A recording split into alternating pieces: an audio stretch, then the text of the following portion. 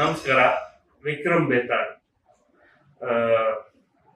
ಪಂಚತಂತ್ರದ ಕಥೆಗಳು, ಬುದ್ಧನ ನೀತಿ ಕಥೆಗಳು ಇವೆಲ್ಲ ಹೇಗೆ ಭಾರತದಲ್ಲಿ ಒಂದು ರೀತಿ ಮನೆ ಮನೆಗೂ ಗೊತ್ತಿರುವಂತ ಕಥೆಗಳು ಅಥವಾ ಅದರ ಸಾರಾಂಶ. ಹಾಗೆ ವಿಕ್ರಮ್ ಬೇತಾಳ್ ನಮ್ಮೆಲ್ಲರಿಗೂ ಗೊತ್ತಿರುವಂಥದ್ದು. ನಾವು ಚಂದಮಾಮ ಬಾಲಮಿತ್ರದಲ್ಲಿ ಓದಿದ ಕಥೆಗಳು. ವಿಕ್ರಮ್ ಮತ್ತು ಬೇತಾಳ್ನ ಆ ಒಂದು ಪಜಲ್ ಅಂತೀವಿ, ಅಂದ್ರೆ ಒಂದು ರೀತಿ ತಾರ್ಕಿಕವಾದಂತ ವಿಷಯಗಳು, ಇಂಟ್ರೆಸ್ಟಿಂಗ್ ಆದಂತ ಕಥೆಗಳು. ಅದನ್ನ ದೂರದರ್ಶನದಲ್ಲೂ ಕೂಡ ನೋಡಿದ್ವಿ ನಾವು. ಈಗ ಸಿನಿಮಾ ಆಗಿ ಬರ್ತಿದೆ, ಆದ್ರೆ ಆ ವಿಕ್ರಮ್ ಬೇತಾಳ್ ಅಲ್ಲ ಇದು. ಇವತ್ತಿನ ಈ ಜನರೇಷನ್ ನ ಒಂದು ವಿಕ್ರಮ್ ಬೇತಾಳ್ ತುಂಬಾ ಇಂಟ್ರೆಸ್ಟಿಂಗ್ ಆಗಿ ಮಾಡಿದ್ದಾರೆ. ನಮ್ಮ ಸ್ಟೀಫನ್ ಜಾಕು ಮೊದಲನೇ ಸಿನಿಮಾ ಇದು.